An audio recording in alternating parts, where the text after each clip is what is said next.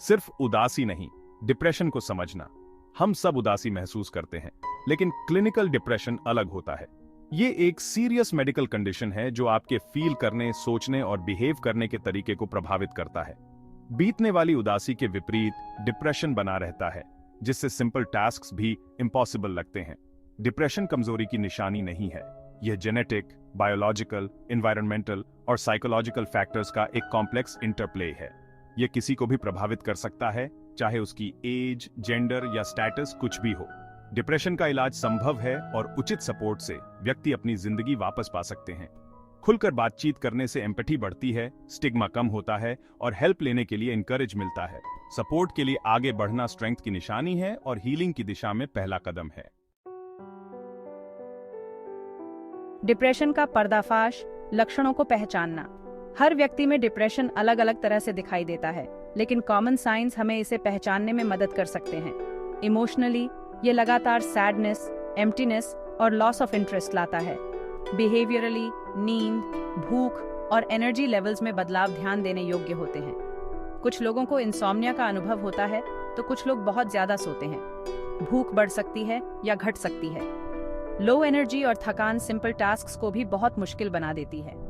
Physically, depression अस्पष्टीकृत दर्द, पीड़ा और पाचन संबंधी समस्याएं पैदा कर सकता है। कंसंट्रेट करने और डिसीजंस लेने में कठिनाई भी आम है। अगर ये सिम्टम्स बने रहते हैं और डेली लाइफ में इंटरफियर करते हैं, तो प्रोफेशनल हेल्प लेना बहुत जरूरी है।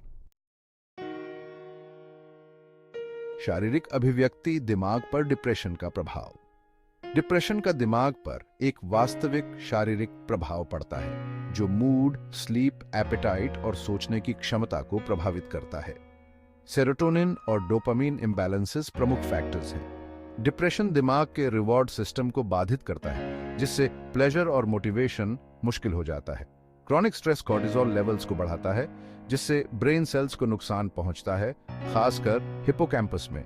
ये चेंजेस इस बात को रेखांकित करते हैं कि डिप्रेशन एक मेडिकल कंडीशन है, जिस पर ध्यान देने और इलाज की जरूरत है।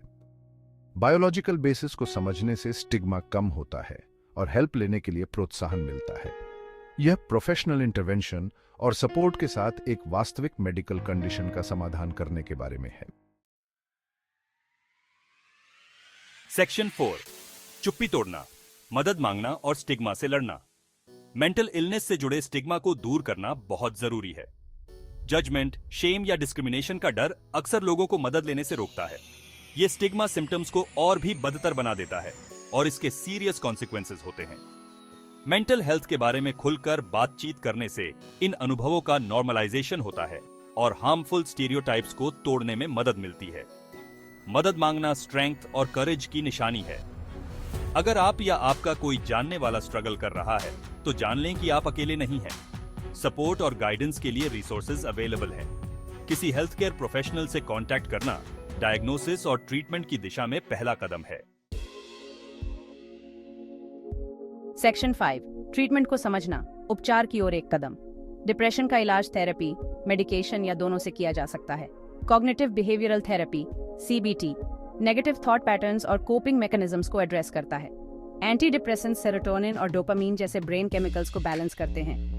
लाइफस्टाइल मॉडिफिकेशंस जैसे एक्सरसाइज, डाइट, स्लीप और स्ट्रेस रिडक्शन भी महत्वपूर्ण है। हर व्यक्ति के लिए रिकवरी अलग होता है। किसी हेल्थ केयर प्रोफेशनल के साथ मिलकर काम करें। याद रखें, रिकवरी एक प्रोसेस है जिसमें उतार चढ़ाव आते हैं। पेशेंस, परसिवियरेंस और सपोर्ट से व्यक्ति डिप्रेशन से उबर सकते हैं और एक फुलफिलिंग लाइफ जी सकते हैं। सेक्शन 6, साथ देना, आशा और समझ को बढ़ावा देना। किसी ऐसे व्यक्ति को सपोर्ट करना जो डिप्रेशन से जूझ रहा है, एम्पैथी, अंडरस्टैंडिंग और अनवेवरिंग सपोर्ट की मांग करता है। डिप्रेशन के बारे में खुद को एजुकेट करें ताकि आप उनके एक्सपीरियंस को बेहतर ढंग से समझ सकें। बिना जजमेंट के ध्यान से सुनें और उनकी फीलिंग्स को वैलिडेट करें। उन्हें प्रोफेशनल हेल्प लेने के लिए एनकरेज करें और सपोर्ट ऑफर करें। दयालुता के सिंपल एक्ट्स भी बहुत बड़ा बदलाव ला सकते हैं। दूसरों को सपोर्ट करते समय अपनी वेलबीइंग का भी ध्यान रखें। मेंटल हेल्थ के बारे में ओपन कॉन्वर्सेशंस एक सपोर्टिव सोसाइटी बनाते हैं। साथ मिलकर हम स्टिग्मा को तोड़ सकते हैं और मेंटल वेलबीइंग को प्राथमिकता दे सकते हैं।